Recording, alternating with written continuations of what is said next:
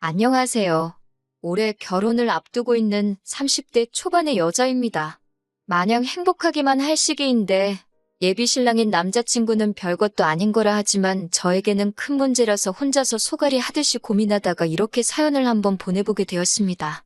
처음 써보는 글이라서 두서가 없을 수도 있지만 아무쪼록 이해해 주시고 저에게 좋은 이야기 한마디씩 부탁드릴게요. 예비 신랑인 남자친구는 저보다 2살 연상입니다. 취직이 남들보다는 조금 늦은 편이었고 현재 다니는 직장에서 월급을 세후 450 정도를 받고 있어요. 기본급이 최저시급으로 계산돼서 실제로는 140만 원이 조금 안 되는 월급을 벌고 있기는 하지만 일하는 결과에 따라 추가로 수당이 나와서 월급이 저렇게 높습니다. 영업과 관련된 일을 하고 있기 때문에 아무리 못 벌어도 한 달에 400만 원은 안정적으로 벌고 있다고 말해줬어요. 저는 미술을 전공해서 현재는 디자인 계통 일을 하고 있고 원래는 국내에서 이름 있는 회사를 다니다가 회사를 나와서 혼자 프리랜서로 활동을 하고 있습니다. 일을 받아오는 만큼 벌이가 많은 편이라 회사에서 받는 안정적인 수입을 포기한 건 아쉬운 일이지만 회사 다닐 때보다 시간을 탄력적으로 활용할 수 있어서 다시 회사로 돌아가고 싶다는 생각을 해본 적이 없어요.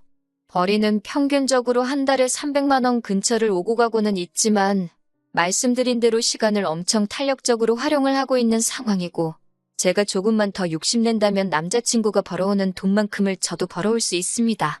다만 저는 일도 일이지만 제 인생의 경험도 소중하다고 생각하기 때문에 돈을 조금 포기하고 저의 자기계발을 위해서 시간을 따로 쓰고 있는 상황이고요. 아무튼 결혼 이야기가 처음 나오고 나서 어디서 시작을 해야 할지 어떻게 시작을 해야 할지가 가장 큰 이야기였어요.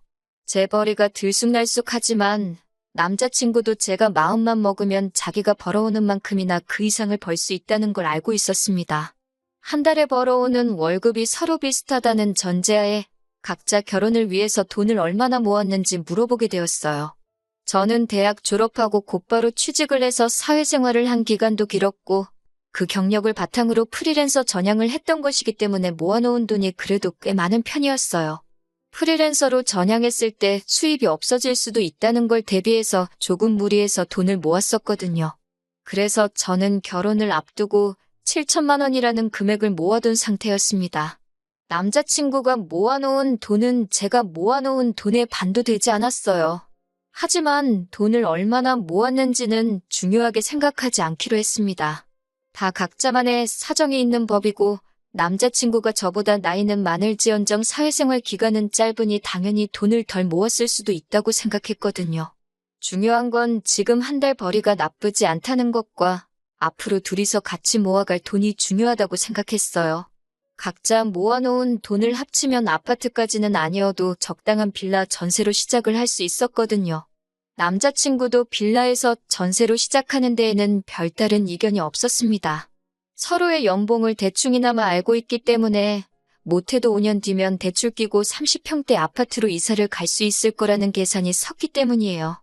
그래도 각자 꽤나 괜찮은 돈을 받으며 일을 하고 있기 때문에 남자친구나 저나 서로 부모님께 지원을 받을 생각은 없었습니다. 그런데 지원을 받지 않으려는 이유부터가 서로 다르더라고요. 저 같은 경우에는 어렸을 적부터 아버지께서 중국 쪽에서 물건을 수입해오는 사업을 하셨고 그 사업이 잘 되는 편이어서 유복한 가정에서 자랐습니다. 여유가 있는 집이었기에 미술도 어릴 적부터 시작할 수 있었던 것이고요. 그런데 제가 중학교를 들어갈 때쯤부터 해서 아버지 사업이 조금씩 휘청거리기 시작하더니 정말 쫄딱 망했다고 해도 무방할 정도로 어려웠던 시절이 있었습니다. 2층짜리 주택에서 살다가 햇빛도 잘 들지 않는 방 하나짜리 반지하에서 부모님과 부대끼며 살아야 했고 심할 때는 장마철에 집안에 물이 들어차서 새벽에 잠도 자지 못하고 물을 퍼내야 했던 적도 있었거든요. 그런데도 그때 아버지도 그렇고 어머니도 여태껏 공부해온 미술인데 제가 꿈을 포기하게 하고 싶지 않으시다고. 아버지는 사업에 더 열중하셨고 어머니는 정말 푼돈 받는 소일거리 찾아서 하시면서 한 달에 100만 원도 안 되는 돈을 벌러 밖으로 도셨습니다. 그러면서 값비싼 미술 도구를 마련해 주시며 제가 계속 공부를 할 여건을 마련해 주셨고요. 아무튼 그렇게 어렵게 살다가 제가 미대 입시를 본격적으로 준비하기 시작한 시점부터 아버지 사업도 다시 일어나게 되었고 그때 어머니께서 포기하지 않고 제 뒷바라지를 해주신 덕에 좋은 학교 나와서 좋은 회사에 들어갈 수 있었고 그 회사에서의 경력을 바탕으로 지금도 남들보다 좋은 조건으로 편하게 돈을 벌고 있는 거나 마찬가지니까요. 아버지 사업은 현재까지도 잘 되고 있는 편이고 솔직히 지원해 주신다면 모자람 없이 지원해 주실 수 있는 두 분이시지만 저는 어느 정도 보답의 의미로 두 분의 도움 없이 결혼을 하려던 계획이었어요.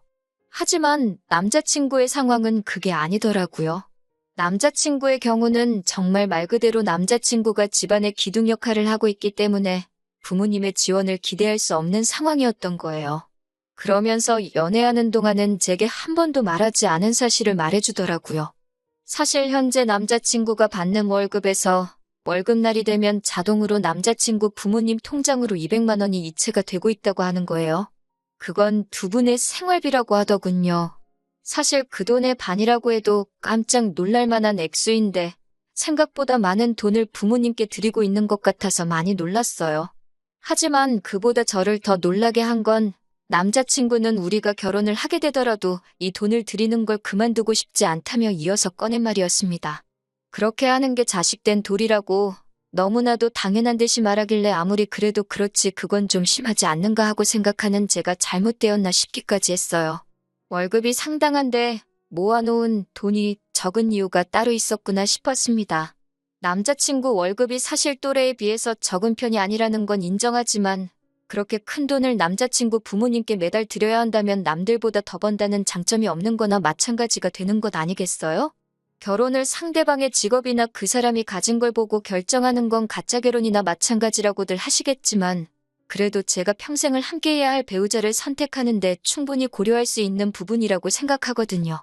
결혼 후에도 남자친구가 부모님께 돈을 드리지 못하게 할 건 아니지만 그렇다고 평생을 그렇게 보내드리게 하라고 할 수도 없는 노릇이었어요. 그리고 지금이야 200만 원이지만 앞으로 결혼 후에도 남편 벌이가 더 좋아지게 된다면 그 금액으로 동결되는 게 아니라 더 많은 돈을 드릴 수도 있겠다는 생각도 들었어요. 그래서 잠시간 고민하다가 남자친구에게 부모님께 생활비나 용돈을 드리는 걸 반대하는 건 아니지만 그건 금액이 조금 크지 않냐고 솔직한 마음을 꺼냈습니다. 돌아온 건 남자친구의 황당한 반응이었어요. 정년퇴직하신 아버지와 평생을 전업주부로 살아온 어머니가 지금은 자기 하나만을 바라보고 살고 계시는데 어떻게 결혼을 한다고 여태껏 드리던 걸 끊을 수 있겠냐고 정색을 하더라고요. 저희 어머니께서 제 공부를 계속시키시겠다고 이 고생 저 고생한 걸 직접 눈으로 봐왔으니 어머니가 더 고생하지 않게 하고 싶은 그 마음은 이해가 충분히 가는 바였습니다. 하지만 이해할 수 없는 건 저희 집이 어려웠을 적에 저희 어머니는 직접 발벗고 나서서 정말 푼돈일지라도 가게에 도움이 되기 위해 발로 뛰셨거든요. 그런데 남자친구의 부모님은 굴곡 없이 안정적으로 직장 생활을 하셨다지만 아무리 그래도 아직 장가도 안 간 자식에게 생활비를 그만큼씩 부담시키신다는 게 이해가 가질 않았어요. 반대의 입장이라면 저희 어머니께서는 분명 제가 부담을 갖게 하지 않기 위해서 다시 일을 시작하셨을 거라 믿어 의심치 않았거든요. 그래도 결혼하게 되면 시부모님이 되실 분들인데 그게 잘못되었다는 둥 말을 꺼낼 수는 없었습니다. 남자친구와 더 투닥거리 하고 싶지도 않았고요. 그래서 대충 이야기를 마무리 짓고 집으로 돌아왔습니다. 집으로 돌아오는 길에도 계속해서 머릿속에 숫자들만 오고 가고 아무리 그래도 돈을 그렇게 드리는 게 맞나 싶은 생각이 들다가 자식된 도리로 효도를 못하게 할 수도 없는 노릇 아닌가 하는 생각을 하다가 그렇게 갈팡질팡 한참을 생각하고 있었습니다.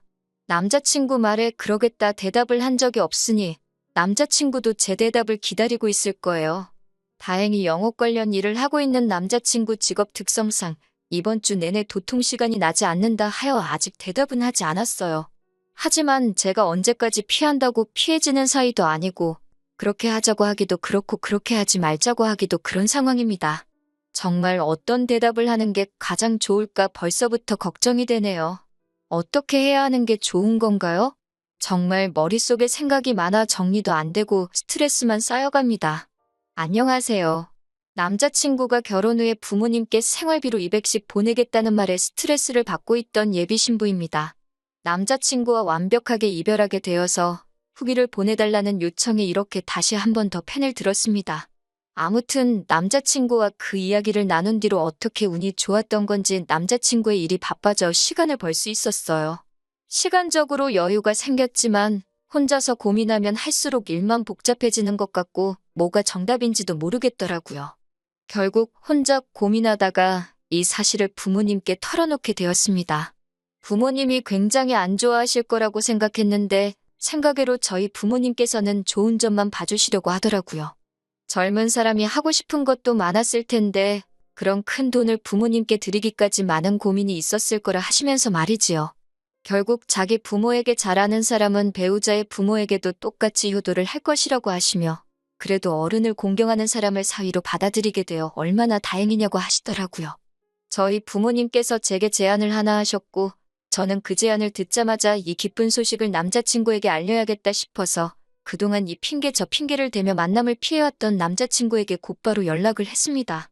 남자친구가 눈치가 없는 편이었기 때문에 제가 그동안 그런 고민으로 만남을 피해왔다는 생각은 전혀 하지 못했나 봐요. 그래서 평소처럼 만나 데이트를 즐기다가 남자친구에게 제가 먼저 말을 건넸지요. 오빠가 결혼 후에 부모님께 200만 원을 드린다는 말을 집에서 곰곰이 생각해봤다고 말을 꺼내니 이제 와서 또 그 이야기를 하냐는 듯한 반응을 보이며 짜증을 내더라고요. 다 끝난 이야기 아니냐. 이 이야기에 대해서 더 이야기를 하고 싶지는 않다는 식으로 말을 꺼내는 걸 보니 이제 와서 생각해보면 남자친구 본인도 자기가 얼마나 말도 안 되는 이야기를 꺼냈는지 어렴풋이 알고 있었던 것 같아요. 아무튼 저도 아랑곳하지 않고 저희 이야기를 이어갔습니다. 저도 결혼을 하고 나면 오빠와 똑같이 부모님에게 200만 원씩을 드려야겠다고요. 자기 부모님한테는 금액적인 조정 없이 여태 드리던 대로 200을 주겠다던 남자친구의 말과는 달리 제가 제 손으로 번 돈을 가지고 저희 부모님께 돈을 드리겠다는 말에 남자친구는 어이없다는 반응을 먼저 보였습니다. 처음으로 꼬투리 잡는 게 제 월급이었어요. 저는 자기보다 돈을 적게 버는 편이니 당연히 그 금액이 커서는 안 된다고 비율상으로 맞지 않는다고 하더라고요. 그런 부분은 제가 일을 조금만 더 하면 오빠가 버는 만큼 벌 수 있으니 걱정하지 말라고 했어요. 그랬더니 이번에는 저희 부모님 이야기를 들먹이더라고요.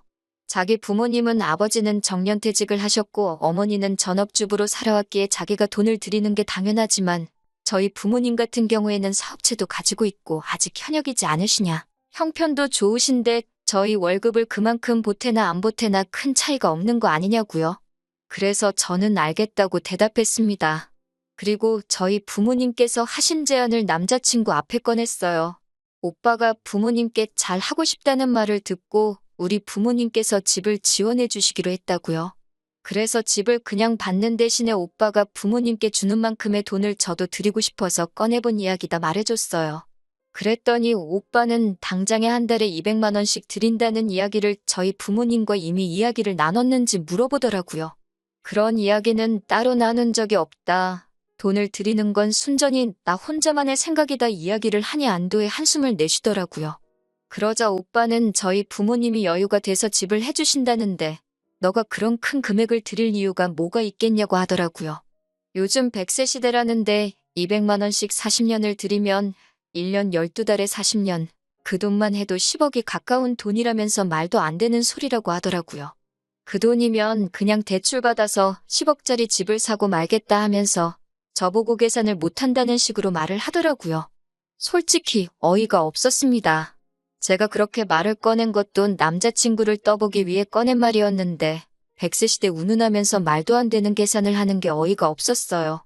남자친구 계산이 틀린 건 아닌데 그 계산대로라면 남자친구는 자기 부모님한테 10억을 주겠다고 저한테 이미 선언한 거나 마찬가지잖아요? 저는 집이라도 받아오겠지만 남자친구는 그냥 생 돈을 부모님께 그대로 드리는 거나 마찬가지였으니까요. 이미 남자친구가 저희 부모님께 돈을 드리는 게 말도 안 된다는 식으로 처음 말을 꺼냈을 때 이미 이 남자와 결혼하겠다는 마음을 정리했어요. 저희 부모님의 제안을 마음을 정리한 뒤에 말한 것도 정말 어디까지 썩어빠진 거 지근성을 가지고 있나 떠보기 위함이었지요.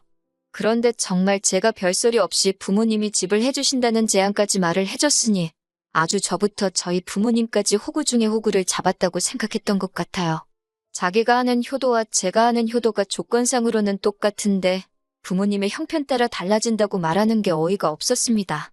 그래서 저는 남자친구에게 저희 부모님이 해준 마지막 제안을 해줬어요. 내가 결혼하면 우리 부모님은 아마 은퇴를 하시게 될 것이며 아버지가 하고 계신 사업체는 나에게 물려주기로 되어 있지만 나는 미술 쪽 일을 그만두고 싶은 생각이 없다고 했다고. 그랬더니 아버지가 그러면 나와 결혼할 상대방에게 사업을 물려주면 어떻겠냐고 제안을 했다고요. 그때부터 남자친구의 눈동자가 흔들리기 시작했어요. 남들 비윗장 맞춰가며 하는 일에 실증도 많이 나 보였었는데 아버지가 사업체를 물려줄 수도 있다는 말에 관심이 가기 시작한 것이죠. 남자친구는 정말 벅차오르는 듯한 표정을 숨기지 못하면서도 그 상황에서는 한번 튕기더라고요. 아마 그때까지도 구구절절히 남자친구에게 유리한 제안을 계속해서 꺼내고 있으니 제가 마치 자기 아니면 다른 사람을 만날 생각도 없고 자신과 결혼하려고 환장한 여자라고 생각했나 봐요. 자기가 어떻게 그 사업을 곧바로 물려받겠냐며 우리가 결혼을 하고 나면 자기가 지금 다니는 회사를 그만두고 아버지 회사로 들어가서 일을 배우는 게 순서가 아니겠냐고 하면서요. 그러면서도 그렇게 자기에게 유리한 제안을 들려줬는데도 끝까지 부모님 용돈 드리는 이야기에 대해서 다시 생각해보려 하는 모습은 하나도 없더군요. 그때 남자친구와 결혼할 생각이 싹 사라지기는 했지만 이별의 말을 꺼내는 게 너무 어려워서 아무 말도 하지 못하고 그냥 집에 들어와 버렸습니다. 그리고 남자친구에게 어떻게 이별하자는 말을 꺼내야 할까 하루하루 고민하면서 보내고 있었는데 얼마 뒤 남자친구에게 연락이 왔어요. 언제부터 아버지 회사에 출근하면 되냐고 말이죠. 자기는 지금 회사를 그만두고 오는 길이라고요. 그 말을 듣고 나서야 비로소 저도 닫혀있던 입이 뚫리더라고요. 누가 오빠한테 아빠 회사를 물려준다고 그랬냐 따지니 남자친구가 당황한 목소리로 너가 분명히 장인어른께서 결혼할 상대방에게 회사를 물려주기로 했다고 하지 않았느냐고 하면서요. 그래서 제가 그건 맞는데 왜 우리 아빠가 오빠한테 장인어른이냐고 오빠랑은 결혼 이야기가 오갔을 뿐이지 아직 양가 부모님도 안 만난 상황이 아니냐고 했어요. 그랬더니 남자친구는 잔뜩 당황한 목소리로 그게 무슨 말이냐고 하더라고요. 그래서 저는 오빠가 자기 부모님한테만 용돈을 드리고 우리 부모님한테는 안 줘도 된다는 그 말을 했을 때 이미 결혼하고 싶다는 마음을 접은 상황이라고? 미리 말 안 해줘서 미안하지만 오빠도 부모님 용돈 이야기부터 회사 그만두는 것까지 나한테 한마디 상의 없이 혼자 정한 거 아니냐고. 김칫국은 오빠가 혼자 마신 거니 그건 제가 어떻게 해줄 수 있는 문제가 아닌 것 같다고. 여태 한 것처럼 오빠 혼자 알아서 북치고 장구치고 다 하라고 말하고는 전화를 끊어버렸어요. 그리고 이렇게 남자친구와는 파혼과 이별까지 하게 되었네요. 당연히 남자친구는 그날부터 저에게 연락해서 자기가 생각이 짧았다고 부모님께 드리는 용돈이고 뭐고 제게 경제권을 넘길 테니 다시 만나만 달라는 식으로 연락이 왔어요. 하지만 저는 고작 그런 돈 때문에 파혼한 게 아니거든요. 자기는 옳고 너는 틀렸다고 하는 그런 내로남불 사상이 결혼 상대로는 적합하지 않다고 생각했을 뿐이에요. 영업직인데다가 요즘 인력난이다 보니 남자친구가 회사를 그만두고 나왔지만 안타깝게도 사직서가 수리되기 전에 다시 다니던 직장으로 돌아갔다는 소식을 들었습니다. 저도 사실 파혼까지만 바란 거지 남자친구가 당장 생계를 잃고 거지꼴이 되는 상황을 바란 건 아니었기 때문에 조금 아쉽기는 하지만 충분히 참교육은 해줬다는 생각이 들어요. 그렇게 끝없이 욕심을 부리다가는 배가 터져버린다는 것을 알려줬으니 다음부터는 정신 차리고 평범한 가정을 꾸린 뒤에 저에게 평생 반성하면서 감사해하며 살아갔으면 좋겠네요. 저는 다시 혼자가 되었지만 속은 오히려 더 후련합니다. 오히려 남자친구를 만날 때보다 스트레스도 덜 받고 좋은 인생을 살고 있는 것 같아요. 개인 시간을 중시해서 일을 조금만 했지만 이제부터는 일도 늘리고 재벌이도 늘려서 다른 사람에게 일단 얕보이지 않는 것부터 시작해보려고 합니다. 저한테 앞으로 좋은 일만 있도록 다들 응원해주세요.